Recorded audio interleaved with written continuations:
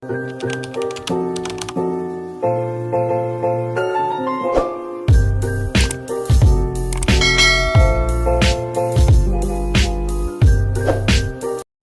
teman-teman, nama saya Aprilia Putri dari kelas 13 Kimia Analis 2. Cita-cita saya ingin menjadi pengusaha yang sukses di masa muda. Moto hidup saya, tindakan adalah kunci menuju kesuksesan. Fokus pada tujuan bukan hambatan. Di sini saya akan menjelaskan mengenai administrasi laboratorium. Pentingnya pengelolaan laboratorium.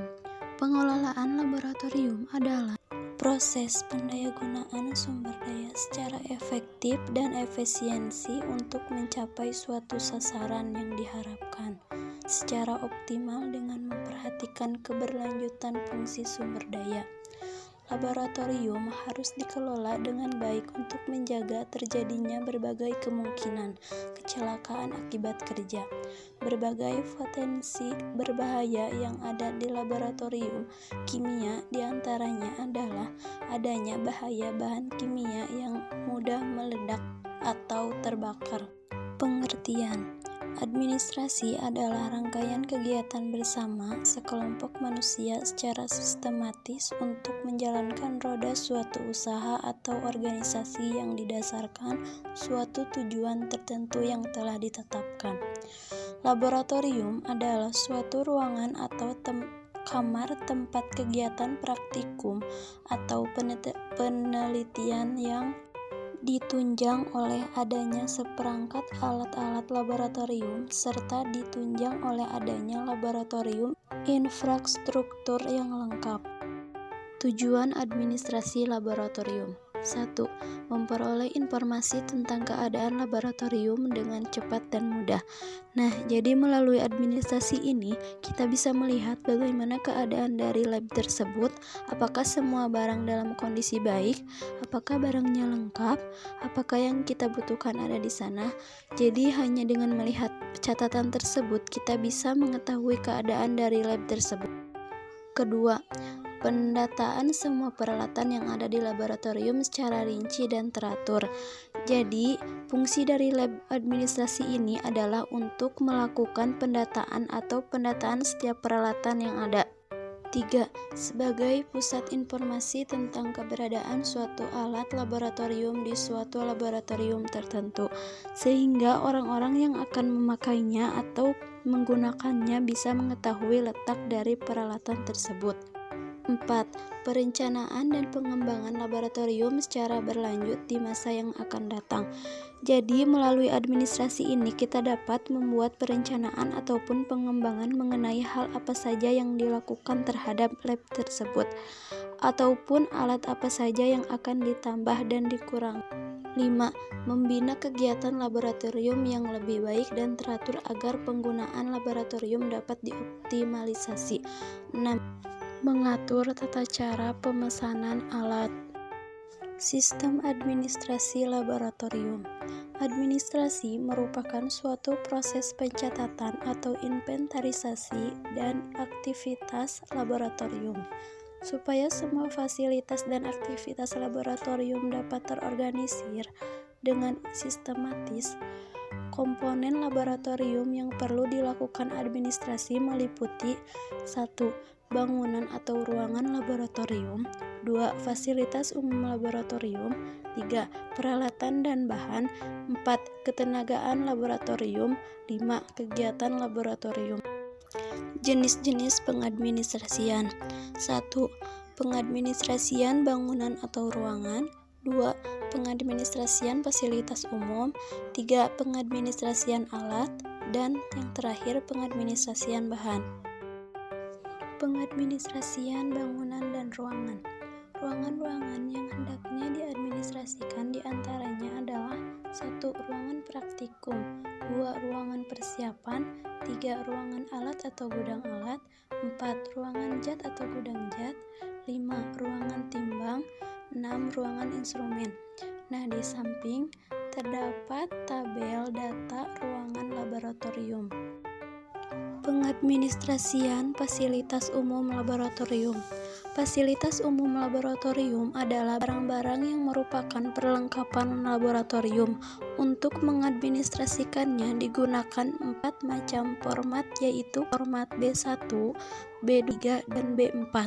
Barang-barang fasilitas umum meliputi meja tulis, meja demonstrasi, lemari alat atau bahan, isolasi air, saklar listrik, barometer, bak cuci, meja komputer, meja praktikum, tangki gas, perlengkapan P3K, alat penangkal kebakaran, instalasi listrik, blower, telepon atau alat komunikasi, keran air atau gas, lemari asap, jam dinding, termometer ruangan, lemari, dan lain-lain. Nah, di sini yang berwarna hijau yaitu format B1 atau kartu barang. Yang berwarna biru itu label format B2, daftar barang. Nah, pada bagian atas kartu barang tertera abjad dari A sampai Z. Untuk memberi label nama awal dari suatu barang, misalnya barometer dan blower, kedua barang tersebut diawali dengan huruf B, maka huruf-huruf lainnya dari C sampai dengan J harus dihilangkan dengan cara mengguntingnya.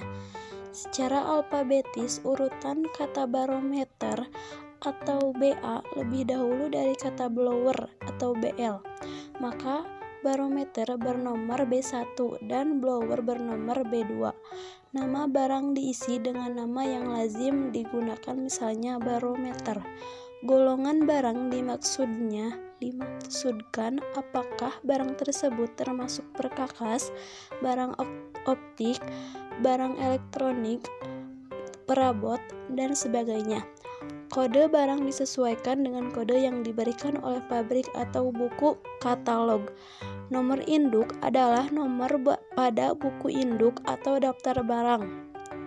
Lokasi penyimpanan diisi dengan R strip, L strip, RK strip atau TK strip. R, L, RK, dan TK menyatakan ruangan, lantai, rak, dan tingkat. Tanggal diisi dengan tanggal, bulan, dan tahun saat penerimaan barang atau pengeluaran barang. Di bagian sebelahnya kartu barang tersebut memuat informasi tentang riwayat barang yang memberi keterangan tentang pelaksanaan, pemeliharaan, atau perbaikan dari barang tersebut. Nah, di sini terdapat tabel format B3, daftar penerimaan atau pengeluaran barang. Kemudian sebelahnya tabel format B4, daftar usulan perbaikan atau pengadaan barang. Pengadministrasian bahan kimia di laboratorium. Dalam mengadministrasikan bahan kimia adalah menggunakan format D. Spesifikasi bahan kimia yang diinformasikan yaitu nama-nama zat dalam bahasa Inggris, rumus kimia, massa molekul atau MR, kemurnian, konsentrasi, massa atau berat jenis atau BJ, wujud, warna, pabrik, dan kode zat. Nah, di sini terdapat tabel pengadministrasian alat laboratorium. Alat laboratorium dimaksudkan adalah alat-alat yang digunakan untuk pelaksanaan praktikum. Kartu alat dengan format C1 berfungsi untuk mencatat data untuk masing-masing alat.